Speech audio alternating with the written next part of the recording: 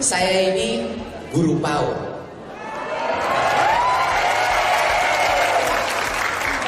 Memang benar, saya nggak bisa dibilang guru sekolah karena saya nggak mungkin bisa bilang saya ini guru SD, SMP, SMA. Tapi saya ini guru PAUD. Kenapa saya guru PAUD? Karena saya punya anak, satu umur 1 tahun, yang kedua umur 2 tahun. Dua-duanya perempuan. Dan setiap malam, kadang-kadang memang karena kerja nggak kesempatan, tapi hampir setiap malam saya pulang sebelum nanti keluar lagi kerja lagi. Sebelum mereka tidur, saya bacakan buku tiap malam. Apakah mereka bisa membaca? Tidak. Apakah mereka mengerti 100% apa isi bukunya atau ceritanya? Tidak juga, masih umur 2 tahun. Tapi mereka menyimak, mereka berinteraksi, mereka melihat gambar-gambar itu dan mendengar suara saya dan berimajinasi di otaknya. Bahkan yang 1 tahun pun fokus, dia mendengarkan kata-kata yang mungkin dia tidak mengerti, tapi ada suatu ritme, ada suatu dinamik yang terjadi. Dan itu adalah pembelajaran.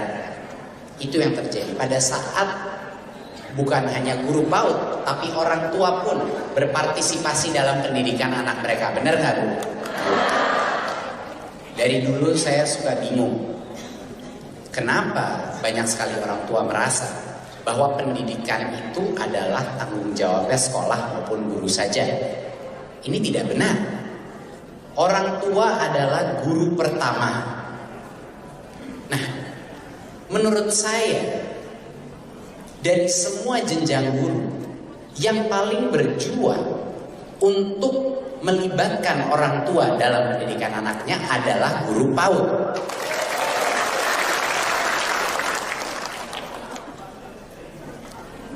Saya suka membayangkan alangkah hebatnya negara ini kalau lebih banyak orang tua bersikap seperti pendidik atau seperti guru, dan lebih banyak guru bersikap seperti orang tua.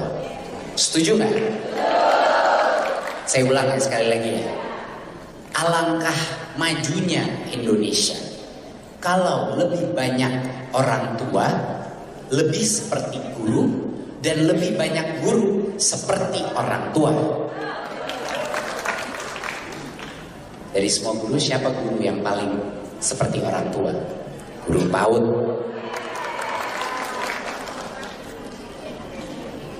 Ini ada beberapa hal yang saya ingin ucapkan. Yang pertama adalah pendidikan masa dini, pendidikan PAUD itu yang punya dampak terbesar terhadap manusia. Investasi pendidikan yang baik di awal jenjang murid, yaitu di golden years itu ya, 0 sampai 5 tahun, itu yang berdampak paling besar terhadap masa depan anak itu. Itu harus diyakini, dan kami di Kemendikbud mulai meyakini ini karena researchnya sangat kuat, buktinya sangat kuat.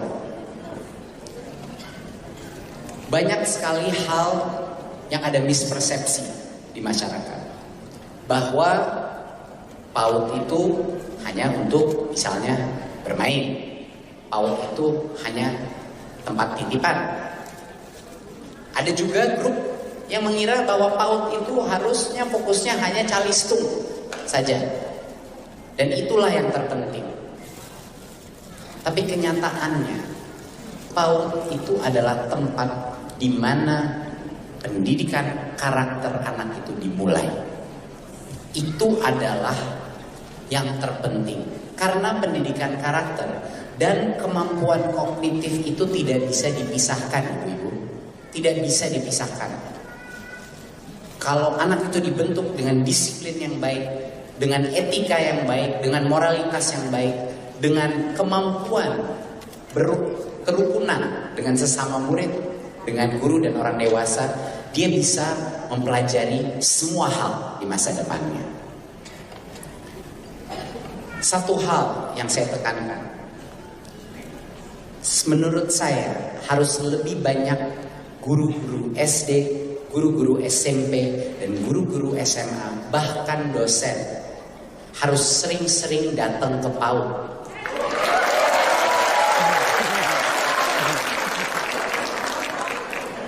Kenapa saya bilang itu?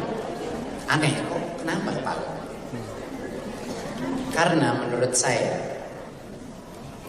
pembelajaran pedagogi untuk menjadi guru yang baik itu paling terlihat di tingkat PAUD. Kenapa? Karena di tingkat PAUD guru itu tidak bisa menyembunyikan kompetensinya. Bener gak? Sama anak umur 4, umur 3, umur 5, dia kalau nggak didengerin ya anaknya kabur, ya kan, main-main sendiri di pojok.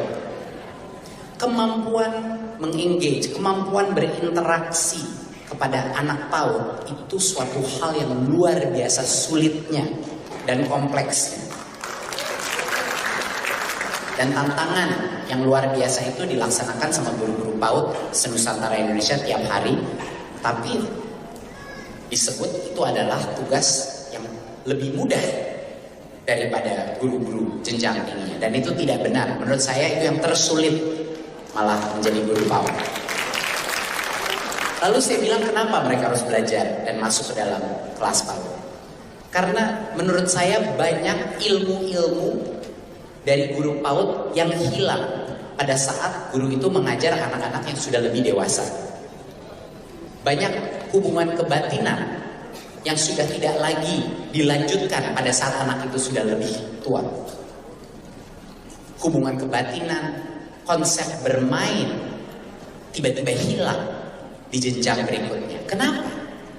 Padahal pembelajaran anak, kemampuan anak bekerja sama, kemampuan anak untuk senang belajar, itu hubungannya dengan bermain luar biasa pentingnya. Jadi konsep bermain itu adalah cara anak-anak itu belajar secara kelompok. Dan itu hal yang luar biasa pentingnya dan harus terus kita perjuangkan. Konsep belajar dengan bermain.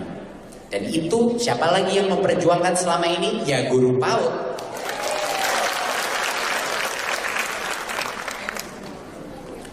Guru PAUD bisa belajar dari guru PAUD.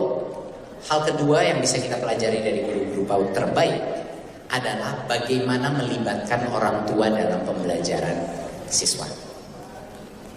Guru PAUD tidak akan segan-segan mengundang orang tua ke dalam kelas PAUD. Guru PAUD penggerak tidak akan segan-segan memberikan rekomendasi mengenai hal-hal yang bisa dilakukan untuk meningkatkan kemampuan emosional, kemampuan sosial, kemampuan karakter, dan kemampuan kognitif itu anak kepada orang tua.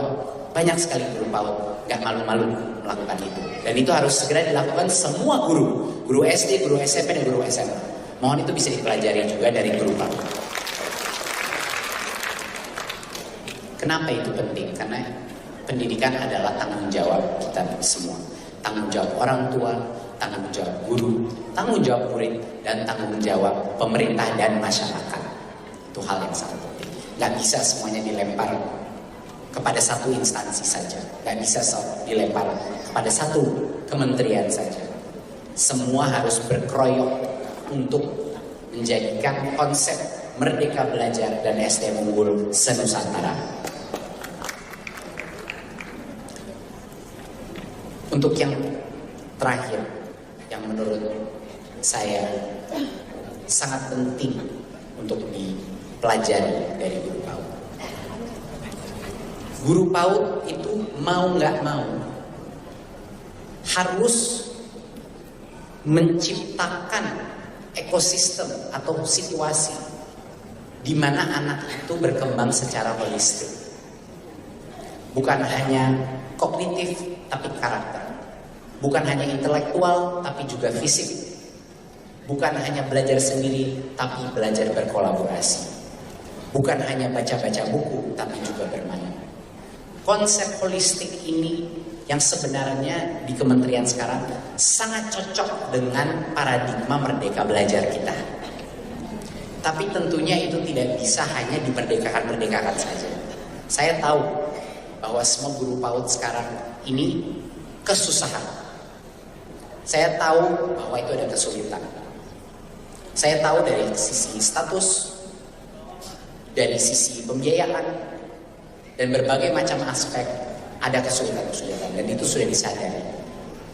Tapi mohon kesabarannya. Seperti yang ibu-ibu di sini tahu, kita baru mulai nih gebrakan-gebrakan pertama. Ronde 1, ronde 2.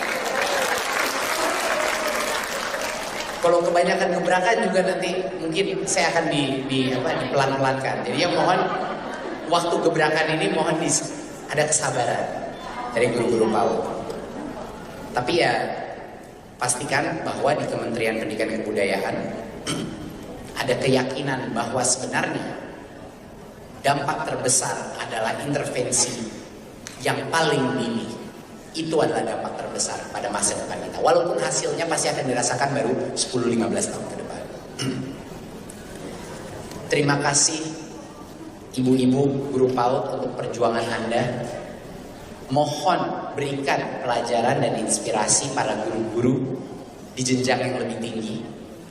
Dan mohon tunjukkanlah kepada Indonesia dan di-share di sosmed apa itu artinya merdeka belajar.